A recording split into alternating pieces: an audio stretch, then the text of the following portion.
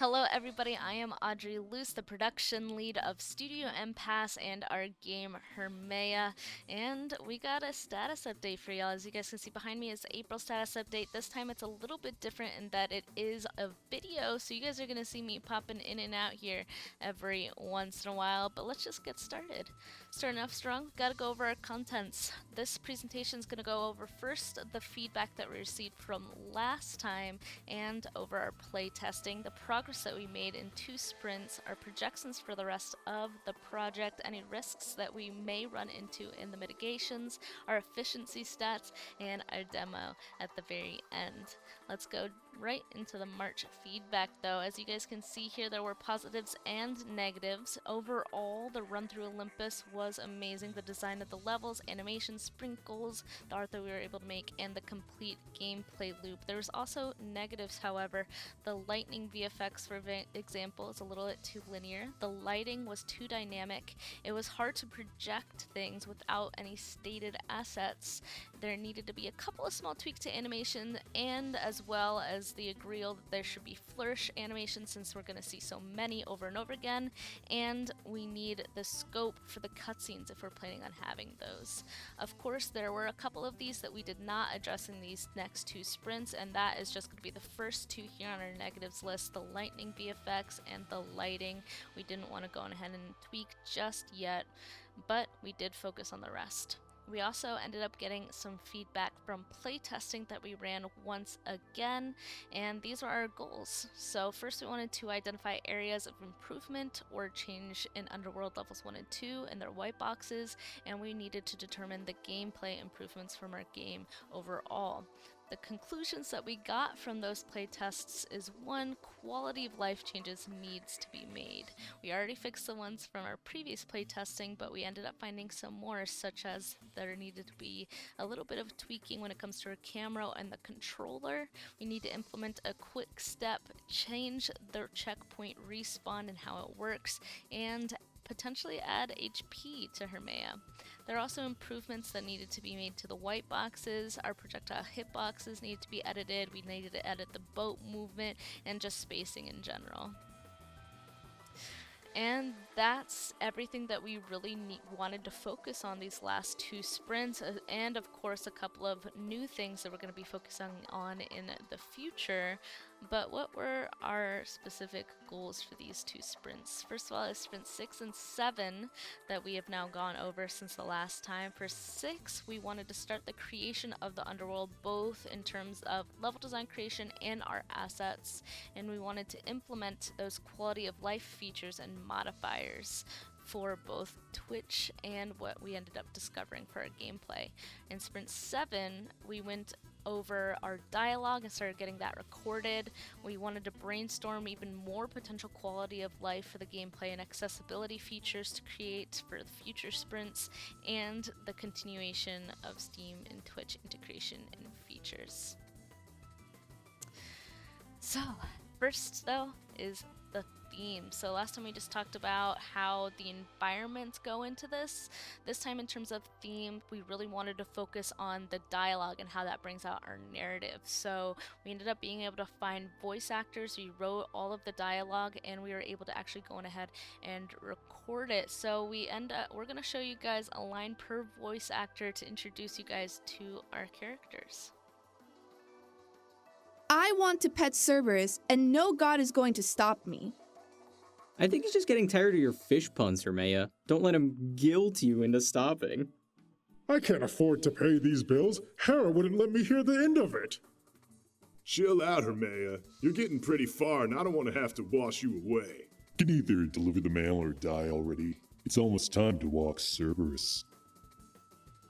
So this is where our dialogue and where our narrative is going to shine, and it's going to be showcased both in cutscenes that our animators are going to create and during our gameplay throughout it.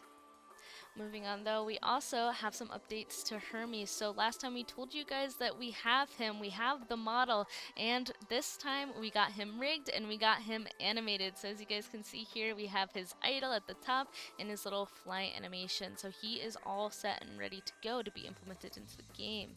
We also have some more Hermea progress. As you can see, she has a facial rig now, so this is really important to have once we start the creation of our cutscenes, and that's why so far it's going smoothly. We do have more Olympus and Underworld assets as well. We finished our big Olympus assets, which is what we wanted to do in Sprint 6, and we got started on those big Underworld assets. So remember that we're using the majority of our assets throughout all of our worlds, maybe a little bit of a retexture, but that's why we are kind of getting away with less assets as each environment moves on, but without the player getting bored, of course, because we're still creating those unique assets to keep the environment interesting. From here, we still need to create a couple more big underworld assets, and then we're going to move on to the smaller ones once more. Something we also haven't shown you guys just yet is UI. So we started the creation of our UI elements. We have them scattered in the next couple of sprints so that they can slowly start being implemented instead of all of them being created at the end and then just a scramble for implementation later on. So we got our general buttons, back button, next button, play button, and our little lock, because there's going to be a lot of things locked. We're going to have abilities locked and levels locked that are going to be slowly unlocked as you progress through the game. We also have VFX updates. This is specifically for environment VFX and actually a tool to help us place some objects. We have some green fog for our underworld and a cloud for Olympus. And as for this tool to help place objects, you can see that's set on a spline, and you can set your spacing and the sizing, and that's going to help us when it comes to that level design creation. We also have some more VFX, but instead of environment, it's actually specifically for Hermea and her abilities. So the top left two are for the grapple, both like the ching and the rope grabbing onto it. The distortion in the top right is for the time slow effect, and the bottom is the dash, double jump, and teleport. And again, all of these VFX is to try and show off where these abilities are coming from. As you can see, like the bottom left, for example, is kind of like a wind for Hermes' dash. The double jump is wings for Athena's owl and the double jump. And for the teleport, it's lightning because it's supposed to be Zeus's favorite, a quick like lightning zap teleport forward. We also have more progress when it comes to our animations. These are specifically some transitions and starts of flourishes that our animators are creating. So our bottom three are actually grappling animations, both like the initial shoot, the putting away, and actually a grapple in the air transition. And the top is a double jump variation of a front flip, a falling animation variation, and a second wall run variation. And we have a lot more flourishes ready in the next couple of sprints, but that is what we were able to accomplish so far since the last status update. We also have progress on our level design. We have both the white box for Underworld level 1 and level 2 completed and having been play tested. Of course, why these are being there's a lot of iteration and testing on these, I should say, due to the use of different environmental obstacles, such as the boats in the Underworld levels. So you guys were able to go ahead and watch those. And don't worry if you guys didn't catch anything, because this is what the demo is on later. This entire demo is just to focus specifically on the Underworld and the creation of how the Underworld is different from the previous worlds and levels that we showed you. Next up is our progress when it comes to features, so stuff that our TDs and programmers are doing. The first one is a new ability. So last time we talked about how we're removing the double jump ability and actually placing it inside of the base movement, but now we have a new one. We weren't sure if we were going to replace it, but we ended up finding one that we felt fit. It's going to be named Hades' Best Friend. It's going to unlock at the very end of the game, because when you press it, as you can see in the GIF, a little sphere appears beside Hermea. Cerberus is going to appear and give you a slight speed boost for a moment of time. We also have updates to movement, to just quality of life, and we wanted the player to have more control over their movement, so those who grind the game can get a better score. So the first one is a quick step to the side, kind of like a dodge, and then a quick drop on this other side so that the player can basically control their fall. So if they're purposely falling or there's a point of the level where they're falling down, they can go on ahead and make it go a little bit faster. Of course, that'll make kind of a trade up, and that if you go too fast, maybe you won't be able to aim as well. We also have more features when it comes to our level design. We have both projectiles that are going to be some home towards Hermea. We are having the implementation of the boats and some shaking platforms. We're also decided to implement health for Hermea. This will add in the players being able to get through the level just a little bit more, being there's a lot of environmental obstacles. And we added in other quality of gameplay features that we talked about from our last playtesting sessions, such as that shadow underneath Hermea, as you can probably see right above me when she jumps, just to show where the player is going to be landing. We also have our Steam progress, of course. Last time we showed you guys that we do have Steam working. It is connected, and now we have a Steam leaderboard. And another side goal that we wanted as well is to have the Steam leaderboard be pretty, because usually it's really ugly and just gray boxes, but we are going to make it pretty. As of right now, it is colored, and that's going to continue to be developed. We also have more progress when it comes to both our Twitch and difficulty modifiers. So in these examples shown, you can see a little camera shake over there for the Twitch modifiers, and right behind me is a fixed camera angle for a difficulty modifier. I know it's really hard to see what the other modifier options are, but there are a good amount of them, and all of them have actually been created. So for Twitch, some other examples is to have to choose the right ability, the left ability, or both. You cannot stand still for 2 seconds. The right changes after use, the left ability changes after use, or both. And then for some examples of that difficulty modifiers is like random ability on start, changing abilities, ledge grab disabled, speeding up, abilities change, kill barrier, and of course this camera changing. And there's also some new progress here. So this new progress is what I'm kind of just calling it, because it's something that we didn't really expect to be able to start thinking of now, or ever, honestly. But we do fortunately have the ability to go on ahead and do so. So everyone had the task last sprint to play the game and see if there were any quality of life features we could add to the game, but also decide if we can dump into accessibility features. So we're going to offer the ability to edit your own controls, have a high contrast mode, dyslexia font size adjustment, turn off VFX, and more ideas that we'll be able to showcase the next status update. But that's what everybody was able to kind of research and see if these accessibility features would be able to be brought into the game. And fortunately, we do have the time, and we are going to be looking more into that to make our game even have a wider range in itself and broaden our skills as well, of course.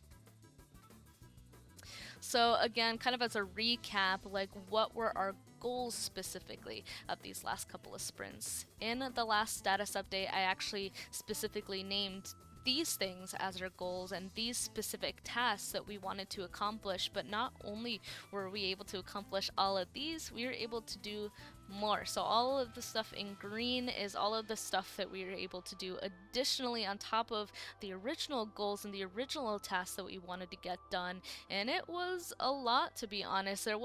That's why our sprint goals as well wasn't as concise as previous. We ended up being able to focus or change a wide variety of things. So we got to start the creation of the underworld and the game narrative, Twitch and Steam integration, implement additional quality of life features, and brainstorm more of them, including those accessibility features. We didn't think at this point we'd have the Hermes mailbox rig or animations, the facial rigs, the Steam integration leaderboards, just a lot that we were able to accomplish in this. And of course, those documents of those new features that we'll be able to start implementing by the time this next status update is going to roll around. But now it's to our projections. So last time I ended up kind of telling you guys the amount of assets that we were going to create, but here's a more detailed breakdown of that. So for art, 31 environmental assets, 14 VFX, 67 2D/UI assets, 5 animations, 3 cutscenes, design, 3 playtesting per level sessions, 2 levels in total. Additionally, 1 tutorial, 5 character dialogues that we'll have to record, lots of implementing, of course, feedback and bug fixes, and as for programming, 13 more accessibility features, 8 quality of life features, 1 scoring system, 5 destructible mesh, 37 achievements we'll have to create, and again, feedback and bug fixes. This is for the rest of the project, so not just our current sprint, Sprint 8, but also Sprint 9, 10, and 11 being our last sprints. So again, this is just a quick list of numbers per asset type, but what'd be more beneficial to see is actually our sprint backlogs. So I'll go ahead and show that on the screen. For the rest of production, every task necessary is already placed into a sprint and assigned to a developer with estimated hours. This way everyone knows exactly what's expected of them, what's coming up, and what else we have to do for the rest of the project. Having it laid out like this will also make it more obvious if there will ever be necessary moments to add potential, if we have space to add, or if we have to cut anything. And all these tasks, as I mentioned, do already have estimated hours on them, and that's important to see scope. So that's a perfect segue into this next slide. As you can see, again, I calculated our capacity for these last 4 sprints. We can do 3,828 hours at that 80% capacity mark, but specifically this time I broke it up into our department. So again, this is assuming like around 3 hours of work per work day with the amount of devs we have. So art gets 1,716, programming 792, and design 1,320. Again, that's our projected though. It's not the same as our actual. So our actual is what we're actually going to be doing for our project, and again broke it down to departments so I could see if there's any potential issues that we would be running into. As you see, art, they're going to be utilizing 1,715 of their 1,716 hours. Programming with 662, and design with 998. So as you guys can see, there might be a potential issue that if we don't meet that 80% mark, art obviously might be cutting it close. I'll talk a little bit more on that after I show this next slide though. So I decided to find our project completion percent this time, which is the hours completed divided by the hours planned for the entire project and getting that percentage. So by taking that number and dividing it by 11 is obviously the amount of percent per sprint we need to complete to be on track. And as of our most recent sprint, Sprint 7, our projected percent is actually 63.64%, while our actual is 59.97%. So that means we are technically about 4% behind in our project completion. Of course, I decided to take a closer look. I pulled more hours, that's what that chart is up there, because I wanted to know exactly how many hours behind, and technically we're 111 hours behind specifically, which makes sense actually because we have been pretty flexible when it comes to specific sprints. Some people may need more time in their classwork. There have been a lot of unforeseen circumstances for our team that has come up as well, and these percentages per sprint actually aren't entirely accurate since there are days off and some breaks in some sprints that mean that specific percentage isn't going to be reached every time. I could have, went on ahead and made a specific percent per sprint based off of the time off, but I didn't go ahead and do so because 4% is honestly something I'm not worried about at this point because I have the rest of the sprints planned out. You guys already saw it, and they all fit with a good amount of wiggle room as well, except for art. I already mentioned that they only have like 1 hour additional.